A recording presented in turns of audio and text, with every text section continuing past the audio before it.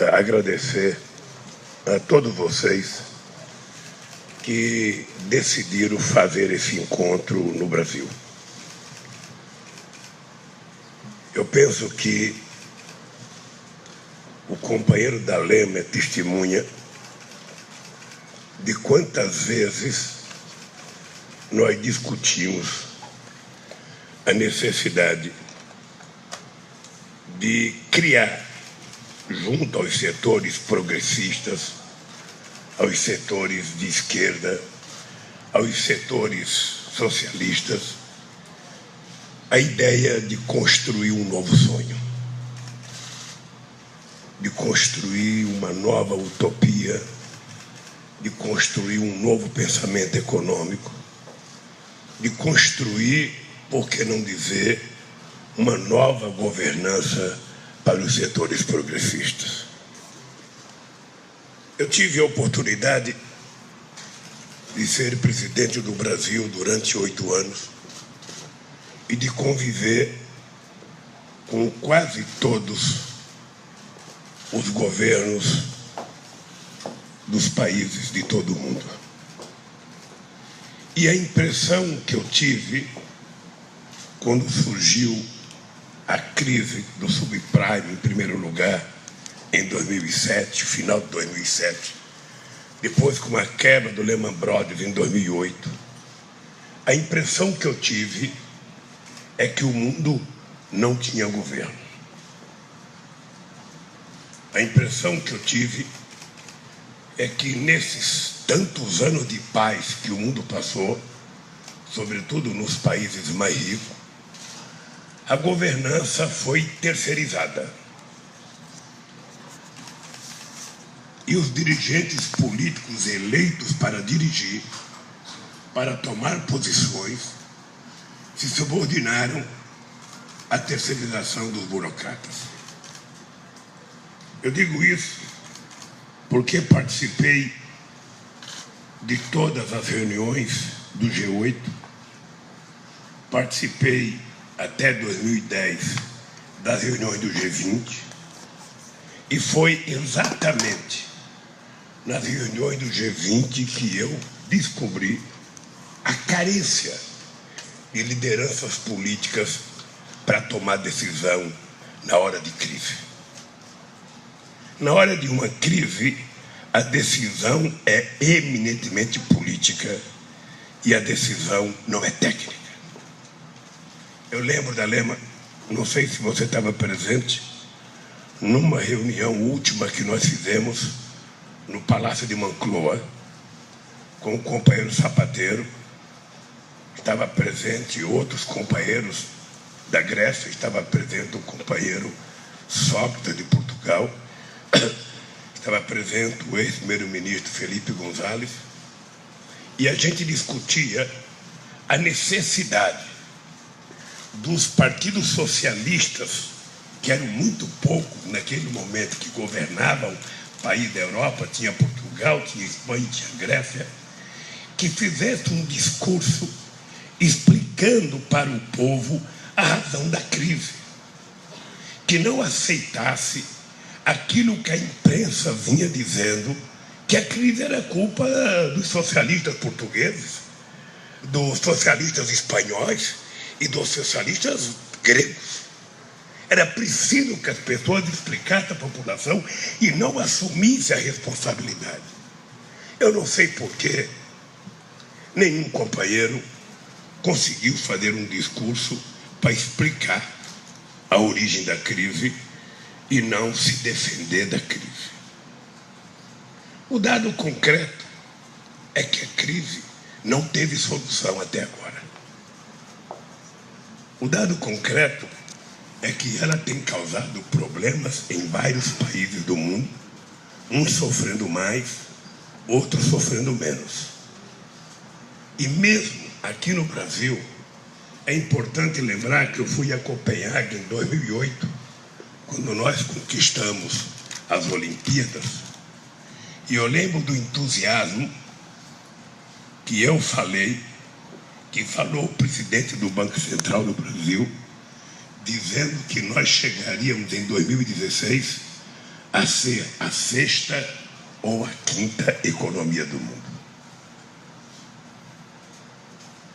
Eu acreditava nisso.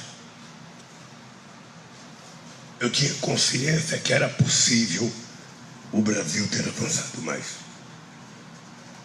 E eu tinha consciência naquele tempo que os europeus, os americanos e os chineses iriam saber lidar com a crise, porque quando a crise era só no Brasil, todos eles sabiam. Eu, sinceramente, quando a crise brasileira nos anos 80, nos anos 90 até 2000, eu lembro como era fácil qualquer economista de outra parte do mundo, representante do FMI, representante do Banco Mundial, descia no aeroporto aqui no Brasil dizendo como resolver a crise no Brasil. Eu me lembro quantas vezes a gente assiste o vizinho nosso brigar com a esposa dele e você, dentro do seu apartamento, você acha que teria solução para evitar a briga do vizinho. E quando a briga é na tua casa, você descobre que é muito difícil encontrar uma solução para uma coisa que parece simples.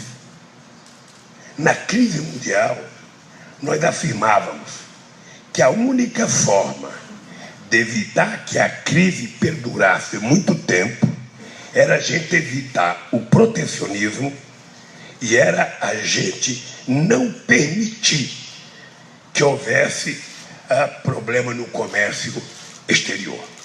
Era para que nós incentivássemos o crescimento do comércio, sobretudo que os países mais ricos ajudassem a financiar as exportações para os países mais pobres se dotarem de avanços tecnológicos para poderem se desenvolver e até continuar comprando as coisas dos países mais avançados. Era uma mera ilusão, isso não aconteceu.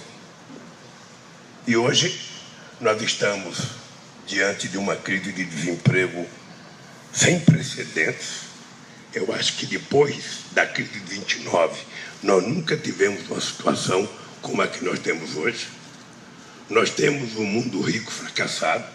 Nós temos os BRICS vivendo um problema sério e nós temos a América Latina retrocedendo, não apenas do ponto de vista econômico, mas do ponto de vista da democracia. A Michelle Bachelet enfrenta problema no Chile.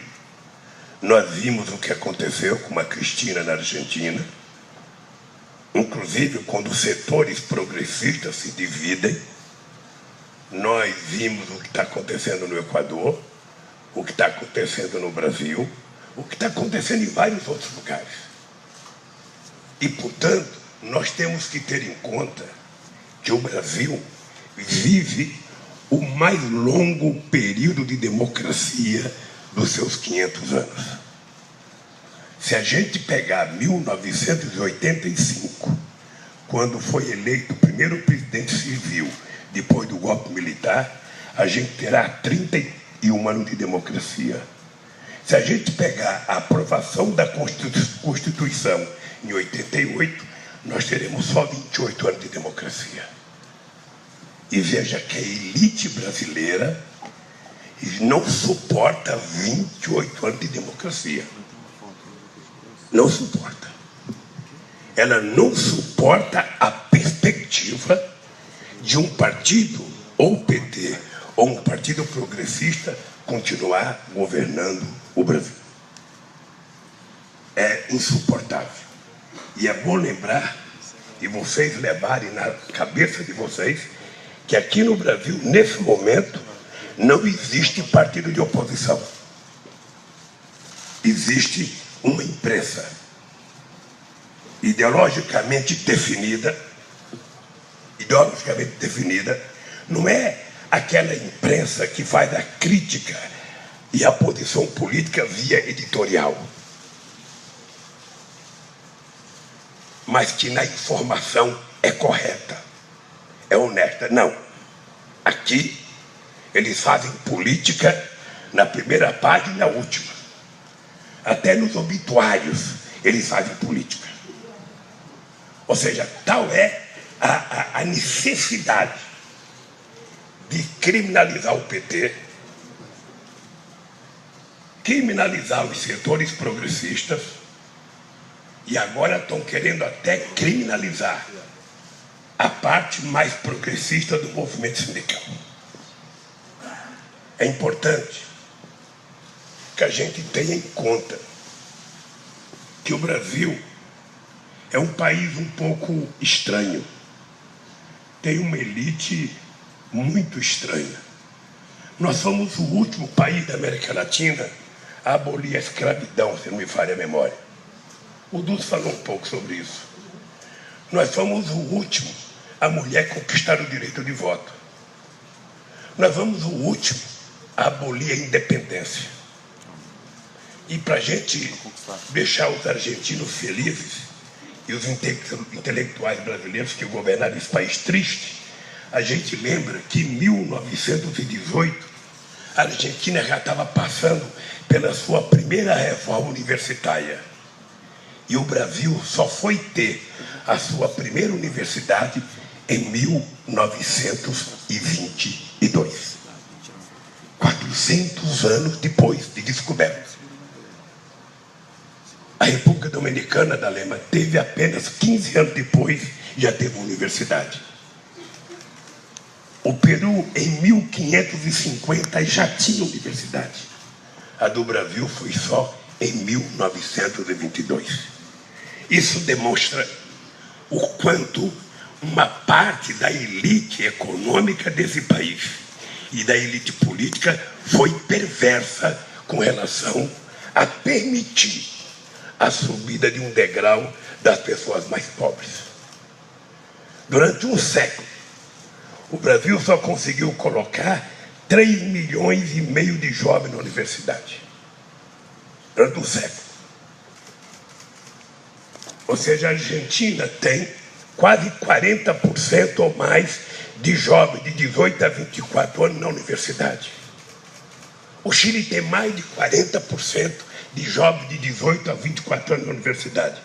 O Brasil somente agora chegou a 18%. A 18% de jovens na universidade.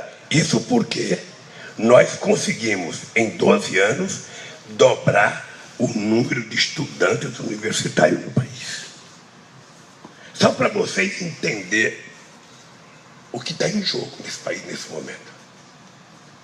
Tirar a Dilma é apenas um gesto.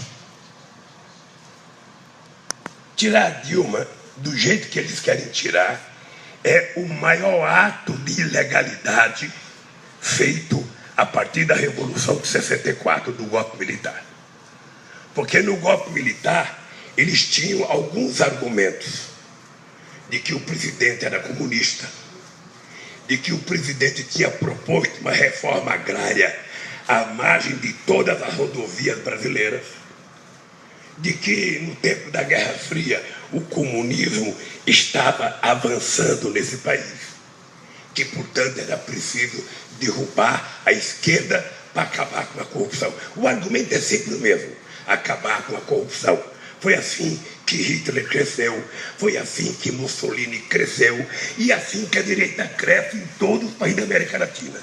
Aqui no Brasil, o vice-presidente é constitucionalista, é advogado, e ele sabe que a Dilma não cometeu nenhum crime que lhe permite sofrer impeachment.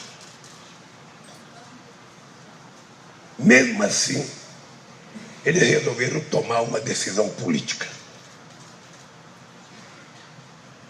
Mesmo assim, porque não há um julgamento do crime. Na votação dos 300 e poucos deputados que votaram pelo impeachment, só 4 falaram de crime de responsabilidade. O restante, caçar a Dilma é uma necessidade de caçar o PT. Caçar a Dilma é a possibilidade de dizer: o PT não volta tão cedo a governar esse país. É isso que está em jogo nesse país nesse momento. Eu não gostaria que vocês acreditassem apenas naquilo que o PT fala. Eu fico me perguntando como é que pessoas que participaram junto conosco, que foram para a rua contra os militares, que foram para a rua para pedir Constituição nova, que foram para a rua para lutar contra o arbítrio, nesse momento estão cometendo o mesmo crime, ou mais grave do que aquele crime que eles foram vítima. Porque naquele tempo era um gesto de força dos militares. Hoje é um gesto de livre e espontânea vontade da direita brasileira, dos setores conservadores desse país, que não suportam mais a esquerda governar o país. Eu estou convencido que aqui no Brasil vai ter muita luta. Esperem que viveremos momentos de muito combate democrático. Porque não é possível aceitar que um canal de televisão ou que um jornal governe o país. Não é possível aceitar que meia dúzia de jornais ou algumas revistas digam quem é bom ou quem é ruim para esse país.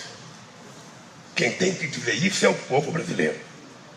Esse mesmo povo que no Brasil elegeu um metalúrgico, esse mesmo povo que na Bolívia elegeu um índio, esse mesmo povo que teve coragem de votar numa mulher no Chile, numa mulher na Argentina e numa mulher no Brasil. Uma mulher ter sido...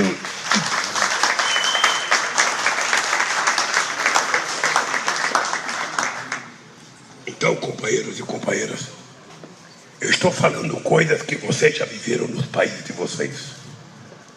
Acho que todo mundo sabe. A Itália, mais do que ninguém, sabe o que significou a Operação Mãos Limpas. Prenderam 900 pessoas, me parece que 14 pessoas se mataram, prenderam não sei quantos empresários. O resultado da moralização foi a eleição de Berlusconi. Esse é o resultado. E aqui no Brasil, para combater tudo isso, eles querem, pela via indireta, eleger um presidente. E eu quero que vocês saibam que nós do PT vamos resistir. Nós do PT vamos lutar. Porque com a democracia não se brinca. Muita gente morreu para a gente conquistar a democracia.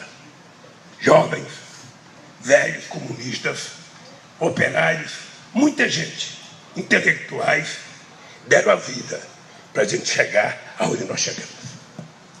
Inclusive, alguns dos que querem dar o golpe agora foram vítimas, foram exilados, foram morar no exterior.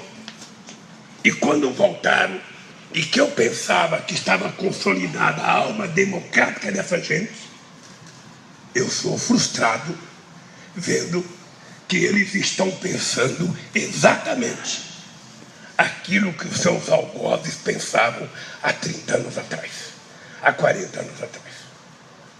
Portanto, queridos companheiros, eu quero inclusive agradecer à imprensa estrangeira que está dando uma lição de moral à imprensa brasileira, fazendo uma cobertura dizendo apenas a verdade. Nós não queremos que defenda a Dilma, nós não queremos que defenda o PT, nós só queremos que defenda a verdade. Apontem um crime de responsabilidade da Dilma, aponte uma falha jurídica dela. Tem problemas? Tem problemas econômicos, tem conduções equivocadas que o PT discorda do governo. Mas, se erro de governo, momento ruim na economia, for para levar presidente a impeachment e primeiro-ministro a um voto de desconfiança, ninguém dura 2 anos em nenhum país do mundo. Portanto, como disse o Dulce, no discurso que eu ia fazer, nós só queremos uma coisa: respeitem o voto popular. E se querem ganhar as eleições, espere para 2018. Espere para 2018. Vamos para as eleições e quem ganhar leva. Da lema, ninguém perdeu mais eleições do que eu nesse país. Eu sou especialista em perder eleição. Eu perdi em 82 para governador, 89 para presidente, 94 para presidente, 98 para presidente. Eu perdi 4 vezes. E vocês não viram um protesto meu por ter perdido as eleições. Agora, só porque nós ganhamos 4 direto, eles estão incomodados. Eles se preparem. Porque se eles pensam que vão destruir o PT, se eles pensam que vão destruir a nossa motivação, é só olhar para a rua e ver a diferença do povo que está na rua. Do nosso lado tem uma juventude ávida para discutir política. Ávida, acreditando que sem política não há saída. E do outro lado é a turma que nega a política. Que político não presta. Que política é tudo ladrão. Que política é tudo corrupto. E nem sabem quem votaram na última eleição. Nem sabem. E essa disputa vai acontecer no Brasil. Entre aqueles que acreditam piamente que somente através da democracia, somente através do respeito ao voto popular, somente através do respeito às instituições democráticas que nós criamos, é que a gente vai consolidar a democracia. Se alguém está cansado de democracia, é bom avisar que nós do PT começamos a gostar dela agora e não vamos parar de defendê-la. Muito obrigado pela solidariedade.